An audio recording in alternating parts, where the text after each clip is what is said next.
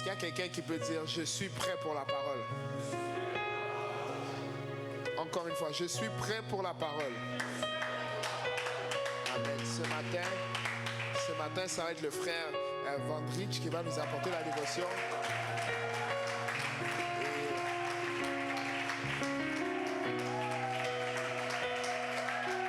Le frère Vandrich.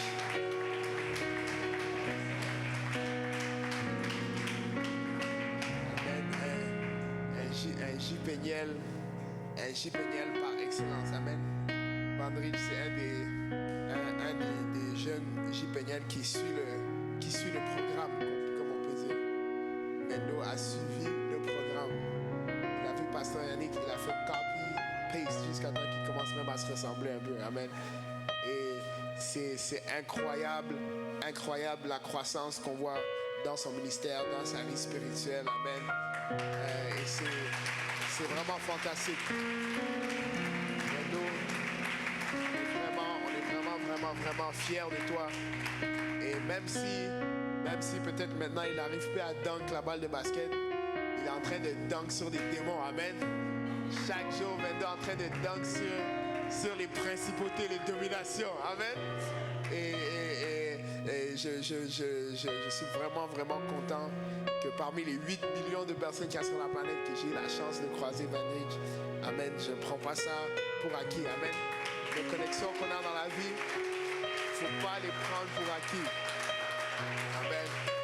Vendo, c'est un des gars tellement fantastique que quand il va arriver pour se marier, c'est la madame qui va payer la dot. Ah! Non, Vendo est top class. Non, je rigole. Les gars ont commencé à stresser. Non, on dit, oh, je t'ai fait une dot. Non, t'inquiète. Mais Vendo, avec tout cela, viens, prêche-nous la parole, amen, avec confiance, sans crainte ni faveur, et donne-nous ce que le Seigneur t'a donné.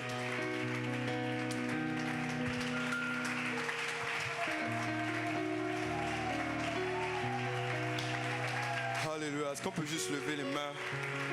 On peut juste lever les mains et commencer à prier au Seigneur. On peut commencer à chercher sa face réellement. Alléluia. On peut changer l'atmosphère. Je pense qu'on a déjà fait un bon travail aujourd'hui. Je pense que vraiment le Seigneur a quelque chose pour quelqu'un aujourd'hui. Et je suis certain qu'il y aura des délivrances, il y aura des guérisons, peut-être pas physiques, mais à l'intérieur, des personnes seront délivrées d'une peut-être pensée, d'une mentalité qui te retient depuis des années, qui te retient depuis un moment. Je ne cesse d'avoir des confirmations, que ce soit dans le chant, que ce soit dans les prédications, que ce soit dans ma marche, je ne cesse d'avoir des confirmations. Alors aujourd'hui, je vais juste t'appeler à lever les mains, à prier, à battre les mains si tu le veux, à marcher si tu le désires. Mais je veux juste que tu prends cette présence, que tu prends ce qui t'est destiné.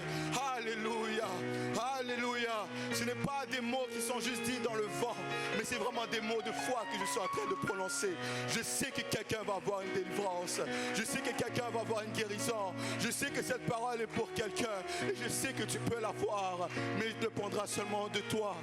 Alléluia. On peut faire mieux, peuple de Dieu.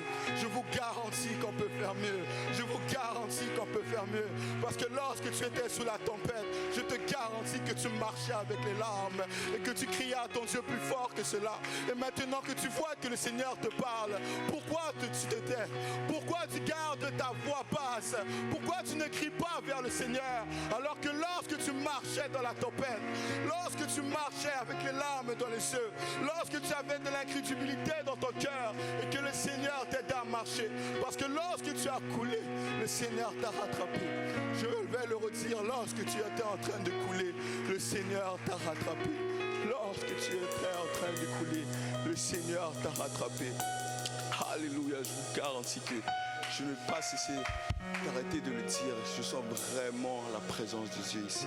Je parlais avec Pasteur David, j'ai même parlé avec Pasteur Dari, même tous les prédicateurs ont dit là, il faut que je dose. Mais j'ai parlé avec tous les prédicateurs et je disais que, gars, laisse-moi un peu, juste quelque chose. Ils prêchaient mon message. À un moment donné, j'ai regardé la prédication, je dis bon, je vais juste dire copy-paste, guys, allez regarder les vidéos, puis moi je m'en vais m'asseoir. Parce qu'à un moment donné, je sentais que je n'avais juste rien à dire.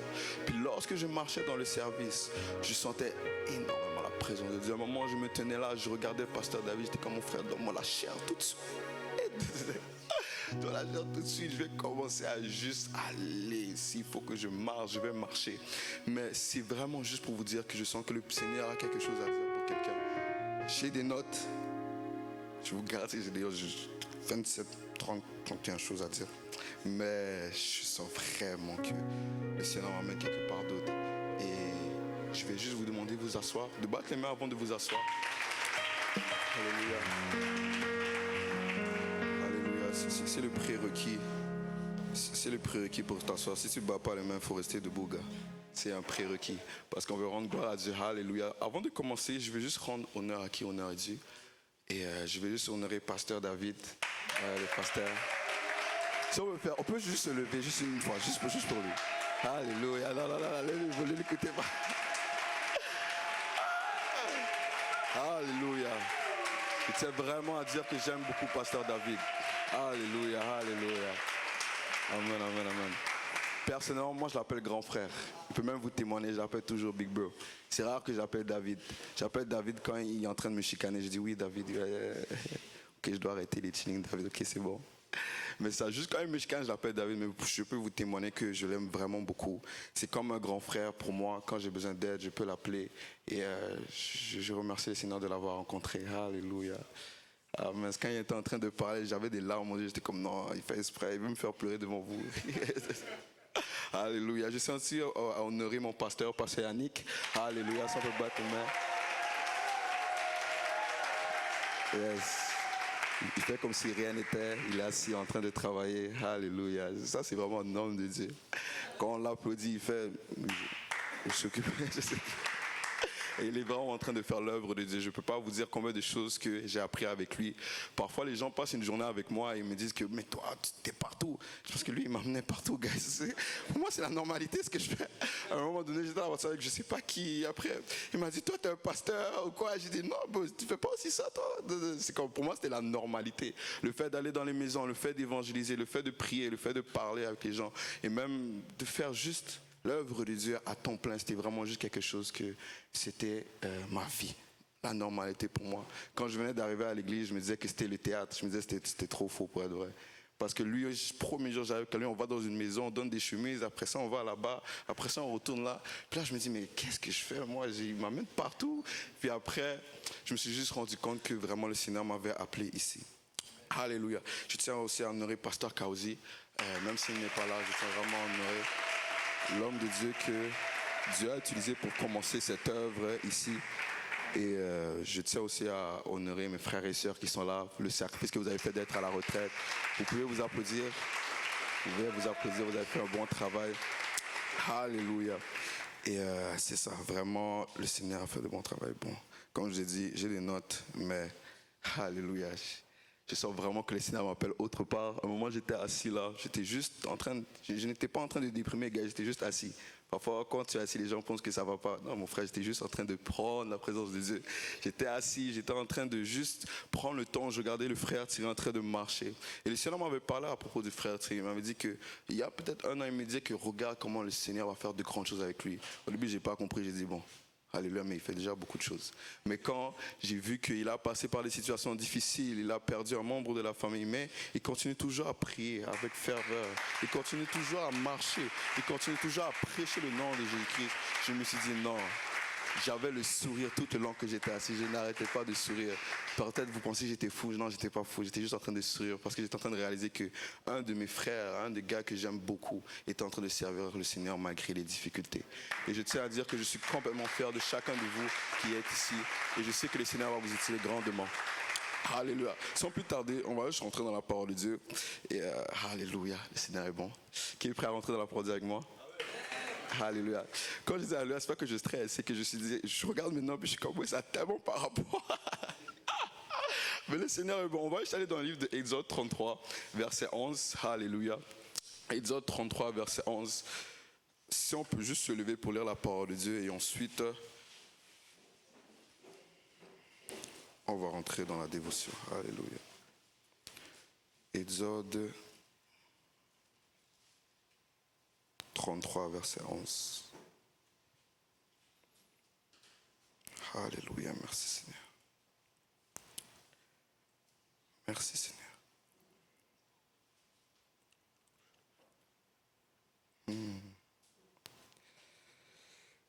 L'Éternel parla avec Moïse face à face, comme un homme parlait avec son ami. Et Moïse retournait au camp, et son serviteur Josué, fils de Nun, jeune homme, si vous voyez la suite, parce que présentement, le Seigneur André me force à dire que on va aller avec le papier, parce que la technologie ne fonctionne pas bien. Mais comme vous avez vu, l'Éternel parlait face à face avec Dieu comme un ami. Alléluia. On peut juste battre les mains avant de rentrer dans la présence de Dieu et s'asseoir. Alléluia.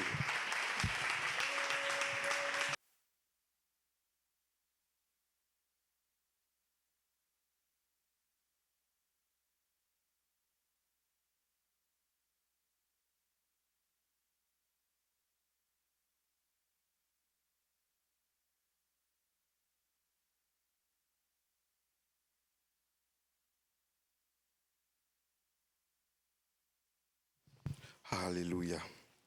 Je te connais par ton nom et tu as trouvé grâce à mes yeux.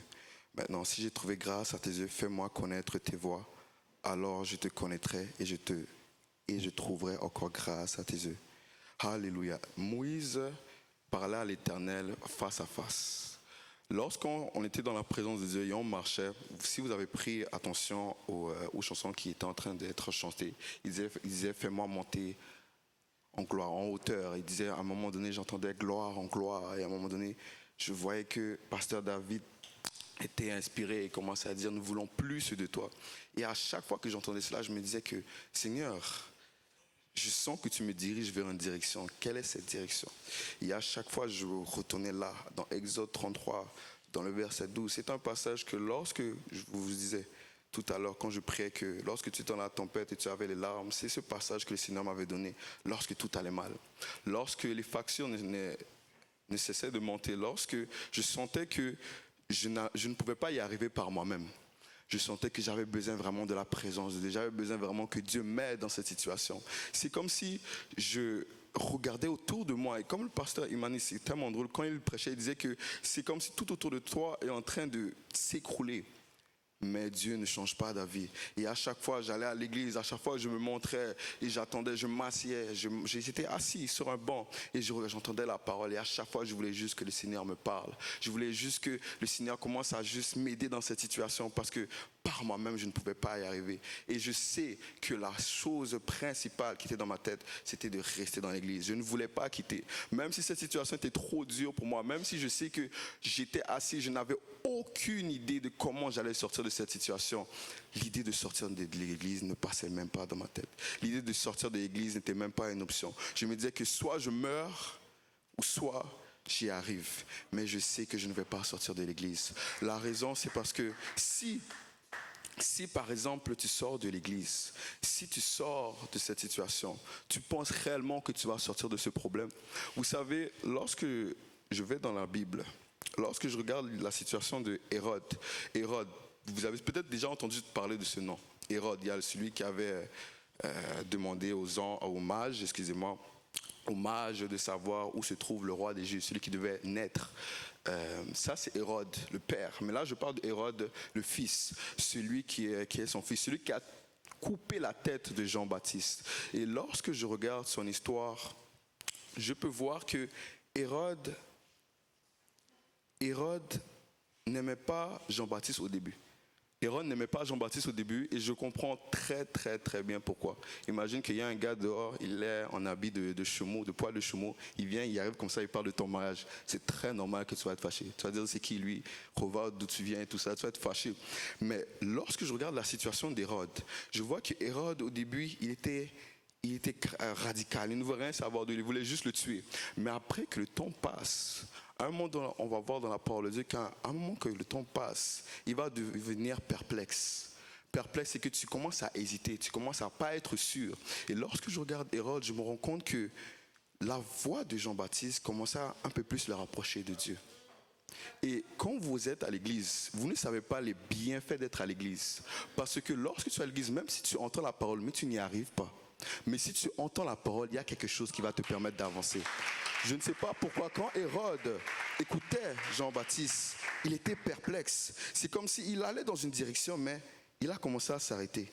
Il a commencé à se dire, mais est-ce que je vais vraiment dans la bonne direction? C'est comme si, même s'il marchait devant, il y avait quelque chose qui l'attirait vers le derrière. Il y avait quelque chose qui l'appelait. Et c'est pourquoi qu'il a commencé à se poser en question. Et à un moment donné, la Bible dit, dans le livre de Marc 6, qu'il va commencer à prendre plaisir à ses discours. Il va commencer à prendre plaisir à ses discours. Vous savez, quand tu vas arriver à l'église, peut-être au début, tu ne vas pas peut-être aimer la parole de Dieu. Peut-être ça va être quelque chose qui va être peut-être désagréable à tes oreilles au début. Mais à un moment donné, à force de rester là, et à force de l'entendre, tu vas commencer à prendre plaisir à cette parole. Alléluia. C'est quelque chose que j'ai remarqué. Je me suis toujours demandé pourquoi lorsque les gens viennent à l'église pour la première fois, j'ai déjà évangélisé des gens et que je suis en train de me battre terre et âme et corps et pied. Je sais tout les neurones de mon corps est en train de fonctionner pour qu'ils puissent écouter le service. Jusqu'à un moment donné que j'ai juste arrêté. J'ai juste continué à l'inviter, continué à le ramener. Puis à un moment donné, je suis en train de courir. Puis je me retourne, je vois il courir avec moi. Je dis mais oh, d'où ça vient? Comment il court déjà? Qu'est-ce qui se passe? Après, je m'arrête, je commence à juste adorer le Seigneur, je vois qu'il est auprès de moi, mais je me dis, mais comment ça s'est passé? Qu'est-ce qu'il fait là? Au début, il ne voulait rien savoir de Dieu, mais à un moment donné, on dirait qu'il a commencé à prendre plaisir à cette parole. Il a commencé à prendre plaisir à les choses de Dieu. Il a commencé à prendre plaisir à l'adoration. Il a commencé à prendre plaisir à servir Dieu. Mais comment ça s'est passé? C'est parce qu'en réalité, lorsque tu écoutes la voix de Dieu, cela t'attire à un endroit. Et c'est ça qui se passe avec Hérode. Hérode commence à être perplexe, mais après il commence à prendre plaisir à la voix de Jean-Baptiste. Mais qu'est-ce qui va se passer? On va voir qu'il va y avoir un chamboulement. On va voir que quand le temps va passer, et à un moment donné, il va y avoir une situation. Hérode va commencer à faire une fête. Et dans cette fête, il y avait la fille d'Hérodias, si je ne me trompe pas. Et la fille d'Hérodias va utiliser la séduction pour pouvoir l'amener à faire quelque chose que Hérode va regretter. Hérode va être attristé de faire cette décision. Hérode va avoir le cœur qui va lui faire mal. Et cette décision qu'il va le prendre, en fait, c'était de couper Jean-Baptiste. Comme je vous le disais au début, lorsque il a eu ce moment, lorsqu'il va avoir ce moment avec la fille d'Hérodias va commencer à le séduire. Mais il y a quelque chose que Hérode va dire qui va lui causer aller vers sa perte. Vous savez, quand j'écoutais les services, quand on était là en train d'écouter les services, j'étais complètement choqué. Quand je lui ai dit confirmation sur confirmation, et il disait que les mots qui sortent de ta bouche sont importants. Et j'étais comme waouh, waouh, waouh, waouh, waouh. Mais j'avais déjà préparé le message, donc je ne pouvais pas le changer. Donc j'étais comme waouh, waouh, waouh, waouh, waouh, waouh. Mais après, puisque je relis mes notes, puisque je regarde la situation d'Hérode, je me rends compte que la raison pourquoi il a coupé la tête de Jean-Baptiste, c'était à cause de lui. Si on va dans le livre de Marc, pour qu'on va ensemble, dans le livre de Marc, on va le voir tous ensemble. Dans le livre de Marc,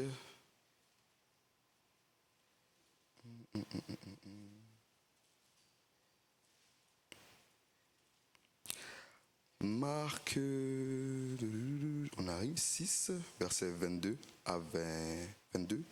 On peut prendre aussi 24 et 26, je vais le lire. La fille d'Hérodias entra dans la salle, elle dansa, et plut à Hérode et ses convives. Le roi dit à la jeune fille, demande-moi ce que tu voudras et je te le donnerai. Demande-moi ce que tu voudras et je te le donnerai.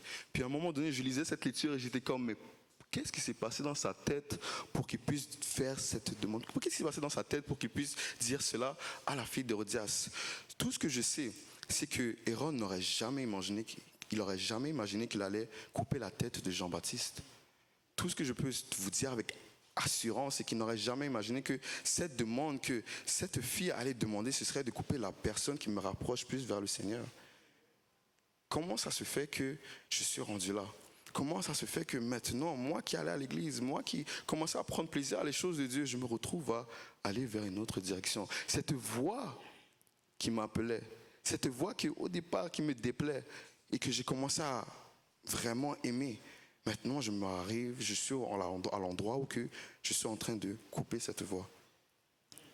Lorsque je regarde Hérode, il a demandé, demande-moi ce que tu voudras et je te donnerai. Étant sortie, elle dit à sa mère, que demanderai-je Et sa mère répondit, la tête de Jean-Baptiste. Vous savez, il y a une différence entre combattre et alimenter. Lorsque tu combats, c'est que tu n'es pas en accord avec la personne. C'est comme dans la boxe. Il y a un boxeur devant moi. Là. Quand tu es dans la boxe, c'est combat, tu bats. Run après run, ça passe et tout. Mais lorsque tu alimentes, c'est comme s'il y a un feu, mais tu continues à l'amplifier, tu continues à l'amplifier. Lorsqu'on voit un feu de forêt, par exemple, ça commence avec un petit feu, mais ça peut détruire toute la forêt. Et c'est ça qui s'est passé avec Hérode. Hérode n'a pas combattu, il a alimenté. Et certains d'entre vous, vous n'êtes pas en train de combattre, mais vous êtes en train d'alimenter ce qui va vous faire périr. Et c'est ça qui se passe.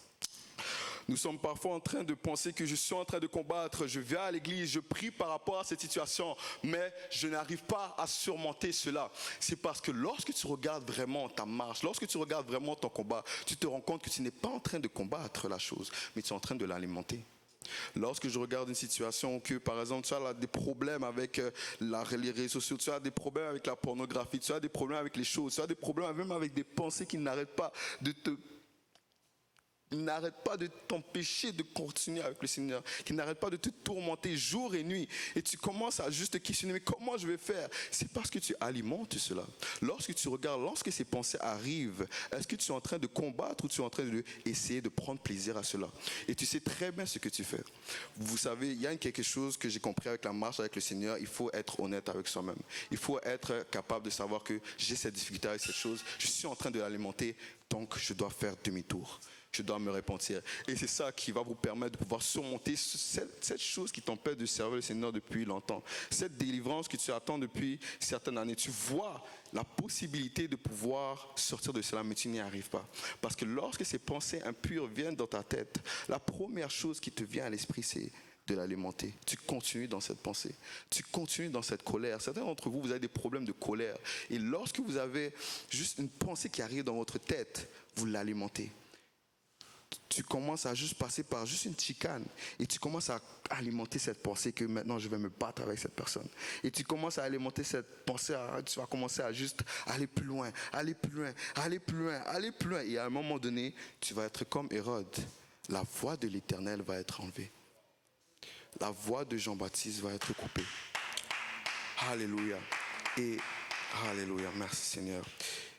Et lorsque la voix de Jean-Baptiste a été coupée, après, je ne vois plus signe d'Hérode après. Je ne sais pas si vous avez pu trouver, si vous avez trouvé, montrez-moi après. Mais après ça, je ne vois plus qu'on parle d'Hérode.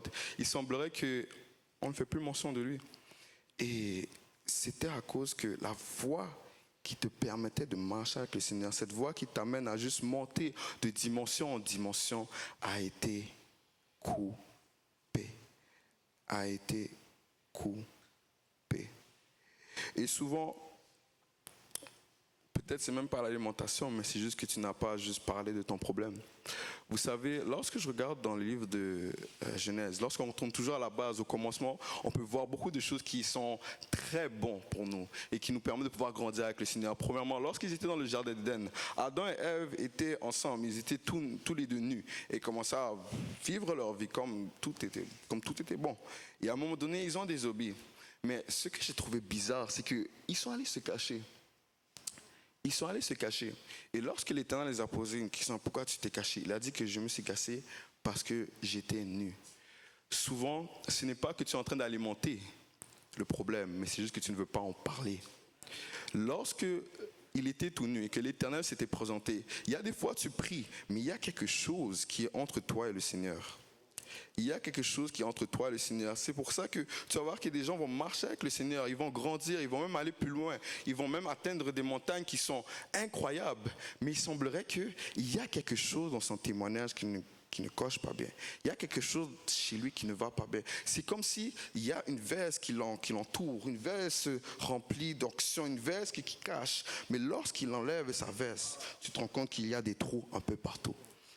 Et c'est ça qui se passe avec certains hommes de Dieu. C'est qu'ils n'adressent pas des problèmes qui font face. Ils se couvrent derrière l'onction. Ils se couvrent derrière ce ministère. Ils se couvrent derrière la gloire des hommes. Ils marchent en sachant qu'il n'est pas dans la bonne direction. Ils marchent en sachant que le Seigneur l'appelle à quitter cet endroit. Ils marchent en sachant que le Seigneur l'appelle à se repentir. Ils marchent en sachant que le Seigneur t'appelle à aller dans une autre voie. Et il faut faire attention à notre ministère. Certes, il est bon de rendre ministère, mais ne fais pas ton ministère ton Dieu. C'est ça la différence. Lorsque tu rends ministère, c'est que tu reconnais comment Dieu a été bon. Et maintenant, je vais te rendre service, Seigneur. Mais à un moment donné, il semblerait que ce ministère devient comme un Dieu. Seigneur, je veux qu'il me regarde. Seigneur, je veux être plus, je veux avoir cette confirmation des gens, que les gens disent que je suis loin, que je suis bon et que je suis quelqu'un. Mais en réalité, tu es en train de périr. En réalité, tu tombes. En réalité, tu es en train de faire le contraire de ce que Dieu veut que tu fasses. Et voici le titre de mon message, la voie qui te déplaît. Parce qu'en réalité, la voie qui te déplaît va toujours t'amener à faire ce que tu as besoin de faire, non ce que tu veux faire. Alléluia.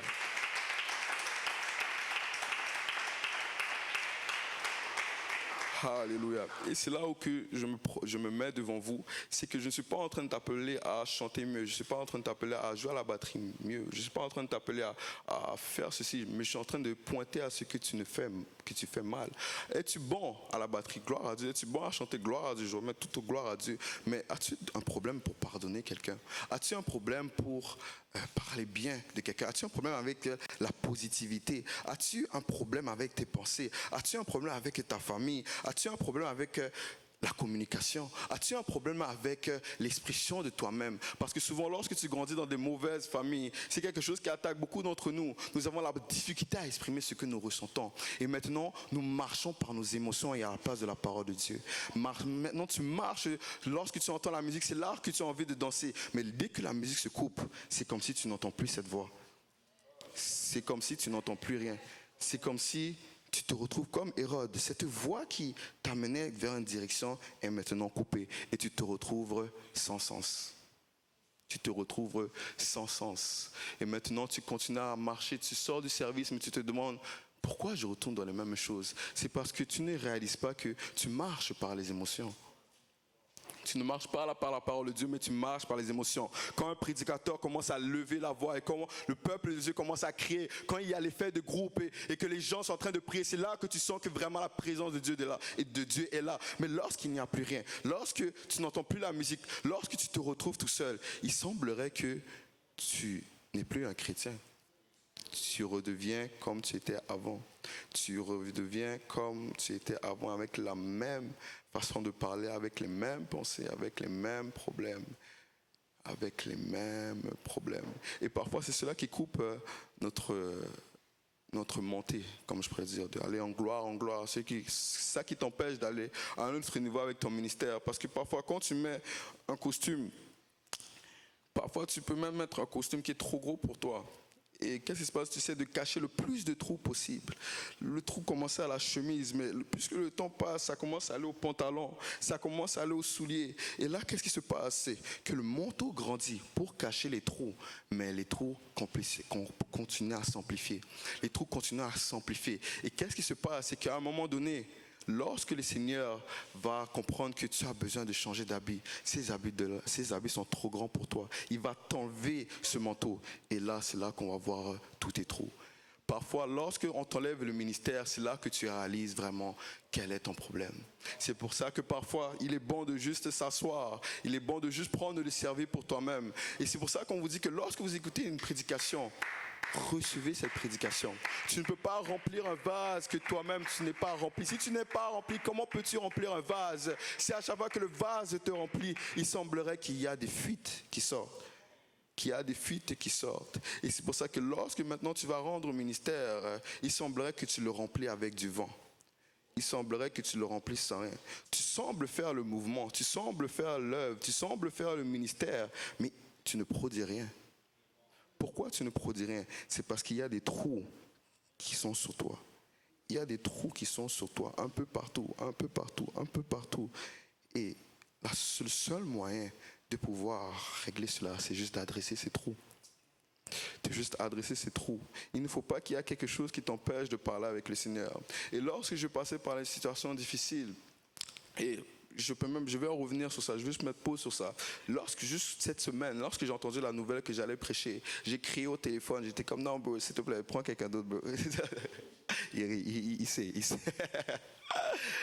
Puis j'étais en train de juste travailler, j'étais en train de travailler, en plus qu'elle m'a dit ça. En plus j'étais en train de travailler, puis là j'étais dans mon chiffre de nuit, puis j'étais juste, à un moment donné, je me suis juste assis, et j'ai juste commencé à juste fermer les yeux pendant une seconde. Et à un moment donné, j'ai entendu une voix, Vandrich!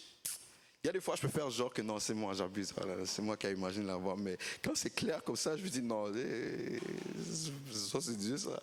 Là j'entends une voix qui dit que c'est Vandrich, mets ta confiance en moi. J'ai dit, ok, ouais, bon.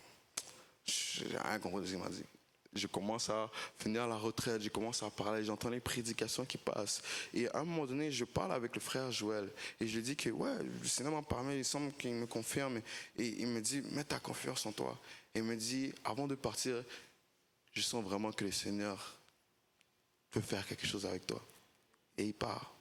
Le service de ce soir, qu'est-ce qui se passe? Vous vous rappelez qu'est-ce qu'on a prêché hier? Le doute. J'étais assis sur le banc, je ne comprenais rien. J'étais comme, waouh Seigneur. Donc le problème depuis tout ce temps, ce n'était pas les autres, ce n'était pas ces situations, mais en fait c'était juste moi. J'ai un problème d'incrédulité, Seigneur. Et dès que j'ai eu cette révélation, je me suis levé et j'ai commencé à prier. J'ai dit, Seigneur, règle mon problème au nom de Jésus. Et c'est à ce moment-là que j'ai commencé à juste changer ma marche. Et c'est ça qui va te permettre de grandir avec ton ministère. Pourquoi je disais que cela te limite lorsque tu te caches et tu n'adresses pas les problèmes qui sont dans ta vie? C'est parce que tu cours vers la mauvaise chose. Lorsque l'Éternel commençait à parler à Moïse à face, Moïse était seulement en train de lui parler et en train de lui dire ses problèmes, sa journée, n'importe quoi. Il n'y avait rien entre lui et le Seigneur. Il n'y avait aucune barrière. Et c'est pour ça qu'à un moment donné, la Bible dit que c'est l'homme le plus patient de toute la face de la terre, parce qu'il a commencé à prendre les valeurs de Dieu. Il a commencé à prendre les choses que Dieu a. Il a commencé à vraiment prendre cette patience, cette miséricorde, cette compassion et toutes ces choses. Et après un moment donné, il est devenu l'homme de Dieu que Dieu voulait qu'il soit. Pourquoi? Parce qu'il parlait à Dieu face à face. Et ça qui t'empêche, lorsqu'il y a une barrière, c'est comme si tu atteins un peu, tu touches un peu, mais ce n'est pas ton plein potentiel. Et tu te regardes et tu te dis qu'il y a quelque chose qui cloche. Je ne suis pas là où je devrais être. C'est parce que tu n'adresses pas tous tes problèmes. Et lorsque tu vas atteindre cet endroit où tu vas parler de tous tes problèmes, sache que c'est là que ton ministère va complètement changer. Lorsque tu ne cours plus après la gloire, lorsque tu ne cours plus après l'orgueil, lorsque tu ne cours plus après les regards, lorsque tu ne cours plus après ces choses mondaines, tu verras vraiment là où le Seigneur t'appelle. C'est là où tu verras que le Seigneur va t'appeler à évangéliser des gens sans que personne ne le sache. Le Seigneur va t'appeler à évangéliser lorsque personne ne le sache. Le Seigneur va t'appeler à pratiquer lorsque personne ne le sache. Le Seigneur va t'appeler à prier lorsque personne ne le sait. Le Seigneur va t'appeler à faire des choses sans que personne ne le sait. Personne ne le sait, sauf toi et Dieu. Les gens vont se moquer de toi. Les gens vont te regarder. Ils vont même peut-être dire que tu ne fais rien. Mais à l'intérieur, tu sais que j'ai travaillé. Le Seigneur m'a appelé. Certains d'entre vous, vous travaillez sur quelque chose depuis des années. Vous êtes en train de vous battre, vous êtes en train de faire plusieurs choses pour le Seigneur et il semblerait que ça n'avance pas, il semblerait qu'il n'y a rien qui change, il semblerait que même ça va en arrière, il semblerait que tu ne vois pas d'amélioration dans ta situation et tu vois que les gens grandissent, tu vois que les gens se moquent de toi, tu vois que les gens commencent à dire que tu n'es même pas qualifié et tu commences à voir qu'il y a des frères et sœurs dans ton église qui commencent à parler mal sur toi, des frères et des sœurs commencent à murmurer contre toi, alors que tu travailles. Vous savez, dans l'histoire de Caïn et Abel, j'étais en train d'écrire le message et j'ai juste commencé à penser à la situation. Lorsque je regarde Caïn et Abel, je me suis dit, attends une seconde, Abel, comment il se sentait? Son propre frère, un ami, je ne sais pas quelle arme il a utilisée, je ne sais pas qu'est-ce qu'il a utilisé, mais je l'imagine juste devant lui en train de le regarder et il prend un coup. Il se retrouve par terre et je vois la situation. Abel a des larmes aux yeux parce qu'il ne comprend pas qu'est-ce qui se passe. Comment se fait-il qu'un ami, comment se fait-il que quelqu'un proche de moi puisse me faire du mal? Quand tu prends cette scène et tu commences à y penser, tu ne réalises pas que si tu offenses quelqu'un, quand tu murmures contre quelqu'un, lorsque tu attaques ton frère, tu es Caïn. Tu es Caïn. Et qu'est-ce qui se passe? C'est que ton frère est dans la confusion. Ton frère ne comprend pas qu'est-ce qui se passe. Il se dit, mais comment c'est possible? Les larmes tombent. Cet endroit que je pensais que c'était mon refuge est rendu un endroit de persécution. Cet endroit qui était mon refuge est maintenant rendu un endroit de persécution. Et la personne est dans la confusion. C'est pour ça que vous allez voir des personnes qui n'arrivent même pas à s'exprimer, qui n'arrivent même pas à comprendre qu'est-ce qui se passe. Et ils vont se demander, mais pourquoi moi? Parce qu'en réalité, Caïn n'était pas supposé tuer Abel. Caïn n'était pas supposé tuer Abel. La Bible dit quoi? Quand Dieu va parler à Caïn, il va lui dire, domine le péché sur toi, mais domine sur lui. Et il y a une parole que le Seigneur lui a dit. Allez lire dans le livre de Genèse 4. Mais il va lui dire que tu sais qu'est-ce que tu dois faire. Nous savons qu'est-ce que nous devons faire. Et c'est ça dans le temps que nous vivons. Il y a des personnes qui, à la place de faire ce qui est bien, ils s'attaquent aux gens de bien.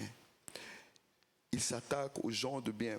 Dans le livre de Matthieu, lorsqu'on parle de la fin des temps, il y a un moment, il dit qu'il y aura un moment où que l'iniquité sera accrue. L'iniquité va grandir et qu'il n'y aura plus des gens qui feront de la charité. Il n'y aura plus des gens qui voudront aider en plus pour être plus simples. Il y aura des gens qui ne voudront plus rendre ministère. Il y aura des gens qui ne voudront plus ouvrir à la maison pour eux. Il y aura des gens qui ne voudront plus aider quelqu'un. Il y aura des gens qui ne voudront juste même plus penser à juste aider quelqu'un. Matthieu 24, verset 12. Parce que l'iniquité se sera accrue, la charité du plus grand nombre se refroidira. La charité du plus grand nombre se refroidira. C'est pour ça que maintenant vous voyez que c'est difficile de trouver quelqu'un qui veut réellement donner ministère. C'est difficile de trouver cette personne qui est prête à que, même lorsque personne ne le voit, il est prêt à ouvrir sa maison. Même lorsque personne ne le voit, il est prêt à réellement passer du temps avec les gens. Et c'est pour ça que si tu cherches la gloire, tu vas tout faire pour que les gens te voient. Donc en réalité, comme je t'ai dit, tu fais de l'air. Tu fais le mouvement, mais en réalité, tu ne produis rien. La personne est à côté de toi, mais en réalité, tu ne l'écoutes pas. La personne est à côté de toi, mais en réalité, tu ne rends pas un ministère. Tout ce que tu veux, c'est que les gens disent que tu es un homme ou une femme de Dieu, puissante dans le Seigneur. Et c'est ça qui se passe. La charité du plus grand nombre se refroidira. Donc le Seigneur cherche des personnes, des gens qui sont prêts à se lever et vraiment commencer à rendre ministère, de vraiment prendre le temps d'aider la personne, de vraiment prendre le temps de l'écouter, de vraiment prendre le temps d'essayer de l'aider dans ses problèmes, afin que la personne puisse grandir, afin que la personne puisse maintenant atteindre son plein potentiel. Je peux vous dire que c'est une joie de voir quelqu'un que tu as invité commencer à grandir avec le Seigneur. Même si la personne a des défauts, tu vois qu'elle avance et tu vois qu'elle essaie de son meilleur. Et pendant que j'étais en train de louer le premier jour, le Seigneur m'avait juste mis une pensée. Il m'avait mis juste un flash, juste une petite vision, juste comme ça. Et je voyais des gens en train de marcher, je voyais des tours, des gens en train de faire des tours. Et lorsque j'étais assis, encore une fois, je n'étais pas fou, Je souriais dans le vide, là, j'étais pas fou. J'étais juste content parce que je me disais, waouh Seigneur, donc c'était ça. Et je suis fier de dire que je crois en JPNL. Je crois que JPNL a vraiment des gens, des dirigeants et des personnes qui vont vraiment se tenir ferme pour le Seigneur. Et comme je l'ai dit, c'est juste une confirmation pour quelqu'un. C'est juste une confirmation pour quelqu'un. Mais je sais que le Seigneur a de grandes choses pour une personne ici. Mais il faudra juste que tu adresses ces problèmes. Et le Seigneur va te oindre. Lorsque tu rentres dans cette relation avec le Seigneur, que maintenant il n'y a pas de barrière, le Seigneur commence à te faire voir des choses que tu ne pourrais pas voir par le passé. Tu montes de gloire en gloire, tu montes de révélation en révélation, et tu montes, et tu montes, et tu montes, au point même où que les gens vont commencer à te suivre. Vous savez, il y a l'onction lorsque tu es dans la présence de Dieu. Il y a de l'onction dans ta relation avec le Seigneur, lorsqu'il n'y a rien qui t'empêche de parler au Seigneur. Même lorsque tout va mal, il n'y a rien qui t'empêche de marcher avec le Seigneur. Et vous savez, lorsqu'on va dans l'histoire de Pierre, lorsqu'il va commencer à dire, Seigneur, fais-moi marcher sur le bateau, il va aller premièrement, mais après un moment donné, il va glisser. Ce qui signifie que si tu glisses, ce n'est pas grave. Normalement, tu vas glisser. Nous sommes tous de nature pécheresse. Mais le truc qui m'a vraiment marqué, c'est le fait que Jésus l'a rattrapé. Et je suis juste venu dire à quelqu'un que je ne sais pas de par quelle situation que tu te trouves, mais je sais que Jésus va intervenir pour toi. Je suis juste venu dire à quelqu'un que par la suite, lorsqu'il marchait avec Pierre, ils retournaient vers le bateau ensemble sur cette tempête, sur cette mer qui était vraiment pas stable, sur les éclairs et ces nuages, même si tout autour de toi n'allait pas bien. Je veux juste te dire que tu vas retourner sur le bateau. Dis à ton voisin, tu vas retourner sur le bateau. Tu vas retourner sur le bateau et tu vas aller à la destination que le Seigneur veut que tu ailles. Tu vas aller à la destination que le Seigneur veut que tu ailles. Parce que par la suite, après avoir été rentré dans le bateau, qu'est-ce qui s'est passé? Ils sont par la suite allés quelque part. Et maintenant, c'est le Seigneur qui l'a dirigé. Et je suis venu à dire à quelqu'un que si tu traverses par une situation difficile, le Seigneur va faire quelque chose pour toi. Et je le sentais. Pendant que je faisais mes notes, je voulais même changer de message, mais je me disais que non, je ne sens pas que cela fonctionne avec mon message. Je me battais avec moi-même. Mais c'est lorsque je vois que le frère Emmanuel commençait à prêcher un passage que je voulais mettre dans ma prédication. C'était dans le livre d'Exode 14, quand il dit que l'Éternel combattra pour toi. Mais je me disais que non. Cela ne fonctionne pas avec mon message. Et aujourd'hui, je me rends compte qu'en réalité, je ne peux rien par moi-même, mais je peux tout par celui qui me fortifie. Et la seule raison pourquoi je viens et je marche sans même regarder mes notes, c'est parce que le Seigneur me dirige. Que par avant, je ne le faisais peut-être pas complètement confiance, mais maintenant, je sais que même si je m'éloigne de mes notes, même si je m'éloigne de mes choses, même si je m'éloigne des choses qui sont sûres pour moi, des choses qui me rassurent, je sais que malgré tout, le Seigneur est avec moi. C'est pour ça que lorsque tu adores, lorsque tu lèves les mains, il est important que tu lèves les mains, il est important que tu donnes complètement au Seigneur. Parce que lorsque tu fais cela, il y a une onction qui vient sur toi. Lorsque tu fais cela, tu attires la présence de Dieu. La Bible dit que Dieu siège au milieu des louanges. Mais ce n'est pas tout. Lorsqu'on va dans le livre de Actes 16, lorsqu'on regarde Paul et Silas, la Bible dit qu'ils chantaient des louanges. Ils étaient dans la prison, tout allait mal, ils chantaient des louanges. Mais à un moment donné, les chaînes se sont brisées. Mais laissez-moi vous dire quelque chose, cela ne s'est pas arrêté là. Le miracle ne s'est pas arrêté là. Parce qu'à un moment donné, lorsque le prisonnier va revenir, il va être dans le stress, il va dire que non, je vais me suicider, bro. Tous les gars sont partis, je suis fini moi. Je suis fini. Mais à un moment donné, Paul et Silas va dire que non, nous sommes tous ici. Laisse-moi vous poser une question. Paul et Silas ont chanté une louange. Les chaînes se sont brisées. Toutes les portes de la prison s'est ouvertes. Les prisonniers eux aussi, leurs chaînes se sont brisées. Mais, je peux vous poser une question. Peut-être que, je vais peut-être m'éloigner, mais ils étaient dans quelle cellule? Lorsque Paul va commencer à parler aux prisonniers, il va dire que nous sommes ici. C'est-à-dire que lorsque tu chantais, lorsque tu louais, il y avait des gens qui t'ont regardé. Il y a des gens qui ont pris attention à ce que tu faisais. Et qu'est-ce qui s'est passé? Ils t'ont suivi. Ils étaient dans la même cellule.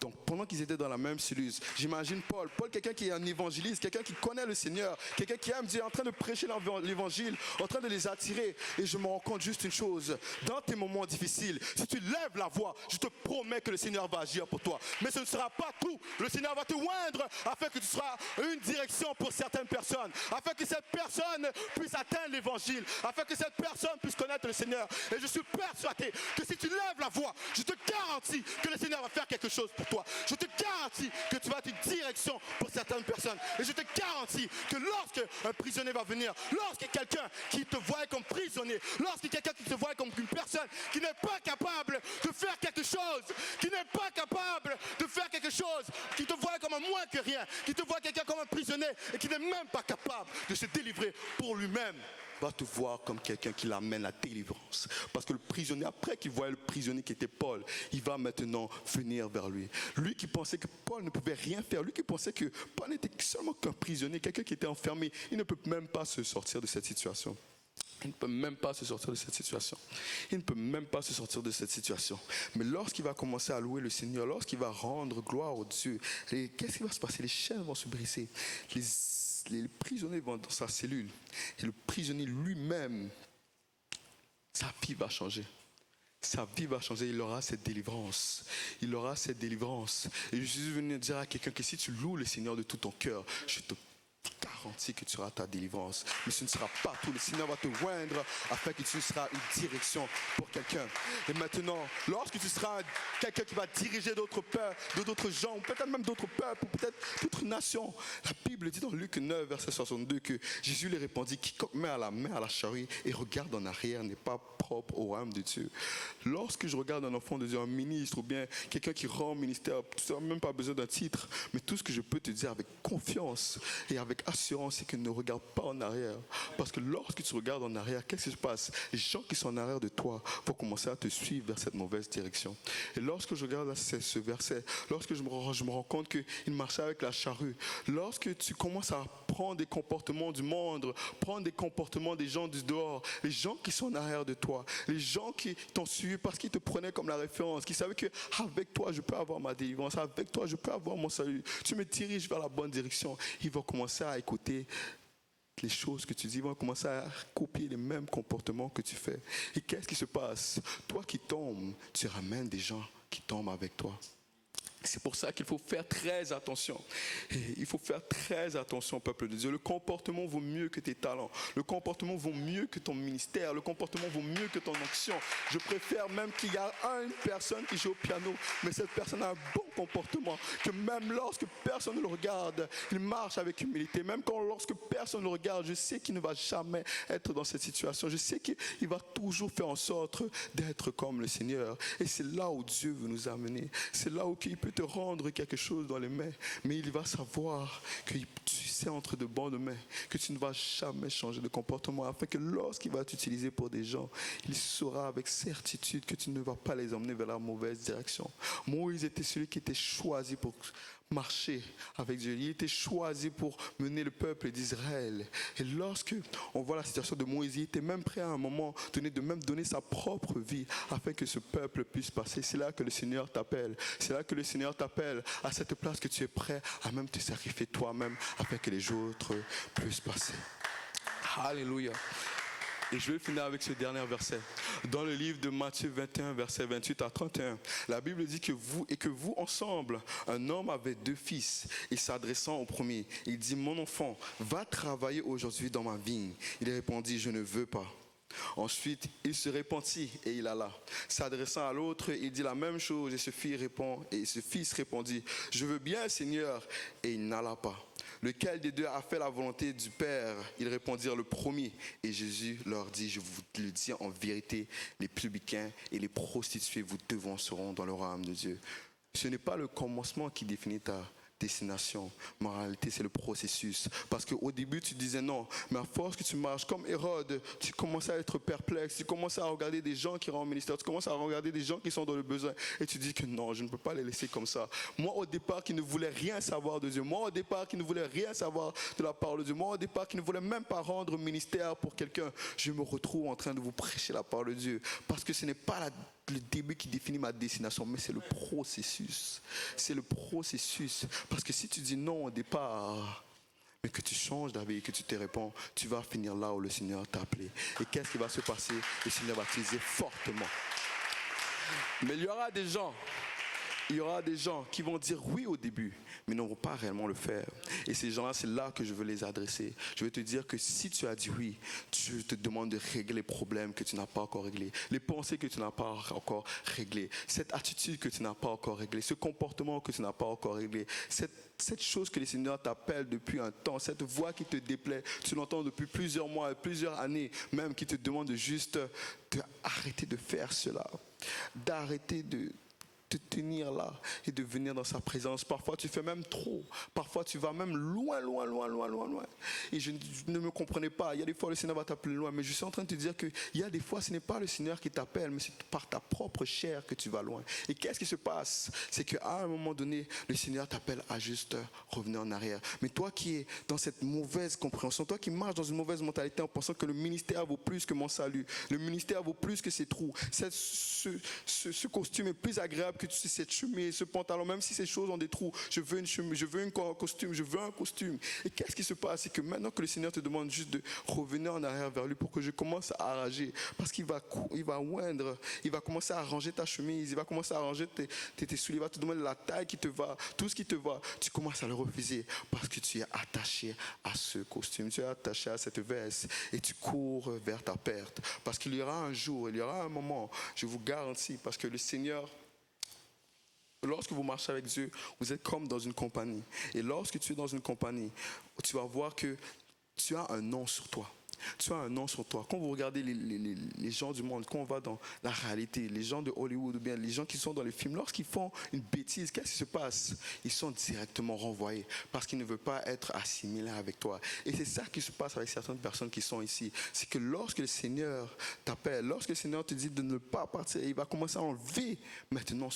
Il va enlever ce manteau. Il va maintenant enlever tout cela. Et maintenant, tu vas te retrouver tout nu. Tu vas te retrouver sans rien. Ce contrat que tu avais, ces choses que tu n'avais par le passé, tu ne le retrouves plus. Toi-même qui par la fois faisais de grandes choses, tu ne le fais plus. Parce que maintenant, il a enlevé cela. Cette compagnie qui était avec toi, te l'a enlevé, il t'a renvoyé. Mais je rends gloire à Dieu. Et je rends gloire à Dieu fortement parce que ce n'est pas n'importe quelle compagnie. C'est la compagnie de Dieu. Et que juste pour retourner, tu as juste besoin de te repentir. Tu as juste besoin de retourner. Tu as juste besoin d'aller vers lui et de commencer à réellement le servir avec tout cela.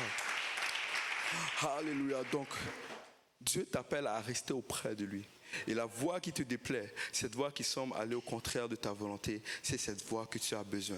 Alléluia. Si on peut juste se lever, s'il vous plaît. Je sens vraiment que le Seigneur nous appelle juste à tout laisser. Aujourd'hui va vraiment être notre finalité. Aujourd'hui va être la dernière journée. Donc je veux juste que quelqu'un lève la voix et commence à adresser ce problème qui l'occupe depuis quelque temps. Cette voix qui te demande d'abonner cette chose que le Seigneur t'appelle. Je veux juste te demander de commencer à lever la voix, à commencer à prier et ne pas laisser quelque chose t'empêcher d'aller toi-même vers Dieu. T'empêcher de parler à Dieu personnellement. Je veux juste demander à quelqu'un de prier en langue ou bien en intelligence, mais je veux juste te demander de prier et de parler de ce problème au nom de Jésus. Alléluia.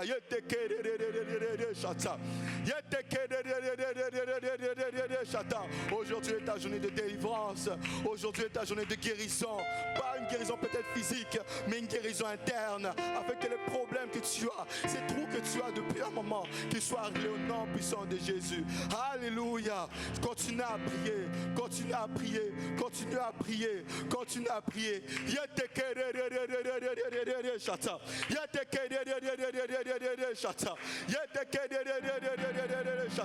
Je sais que tu es peut-être fatigué, mais j'ai juste besoin que tu prends un pas de foi et que tu commences à marcher vers l'inconnu, que tu commences à faire confiance à Dieu et tu commences à réellement marcher avec lui.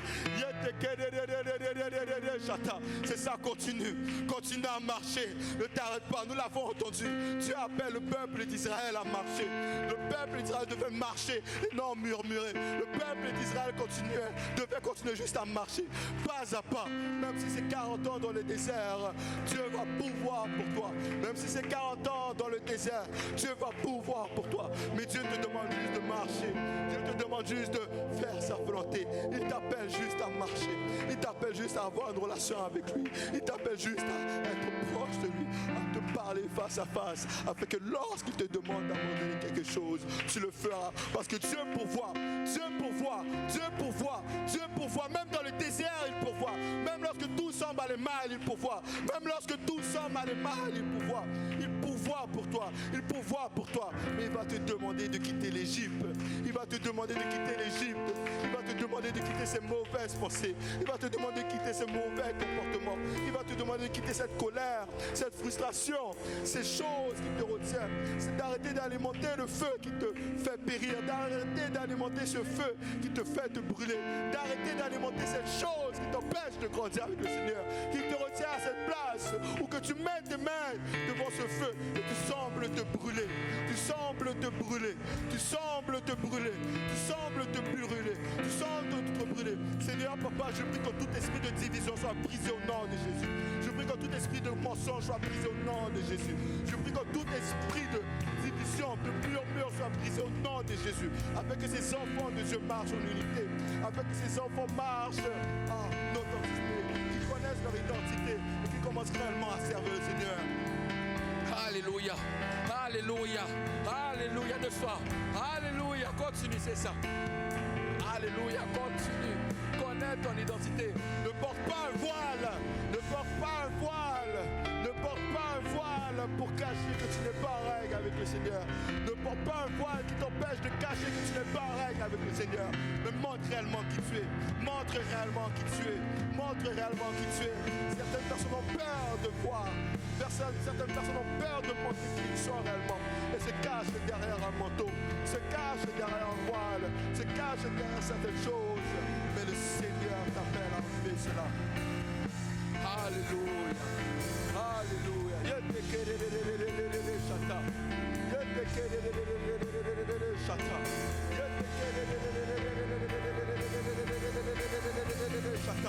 C'est ça. Je vois qu'il y a une brisure quelque part. Il y a une délivrance quelque part. Reçois au nom de Jésus. Reçois au nom de Jésus. Reçois au nom de Jésus. Reçois ta délivrance. Reçois ta délivrance. Reçois ta délivrance. Au-dessus de ces pensées suicidaires. Au-dessus de ces pensées qui t'amènent dans le mal. Qui t'amènent à te faire du mal. Au-dessus de ces pensées. Au nom de Jésus. Au nom de Jésus. Au nom de Jésus. Tu as un problème d'estime de soi. Tu ne t'aimes pas, mais je te dis que le Seigneur t'aime. Je te dis que tu peux changer cela. Juste en allant vers le Seigneur va te changer. Parle face à face. Parle face à face comme un ami. Parce que tu es beau aux yeux de Dieu. Parce que tu es beau aux yeux de Dieu. Parce que tu es beau aux yeux de Dieu. Parce que tu es beau aux yeux de Dieu. Parce que tu es beau aux yeux de Dieu. Parce que tu es beau aux yeux de Dieu. Connais ton identité. Connais ton identité. Ne porte pas un voile. Ne porte pas un manteau qui n'est pas destiné pour toi. Ne porte réellement ce que le Seigneur veut mettre sur toi. Alléluia. Alléluia. Alléluia.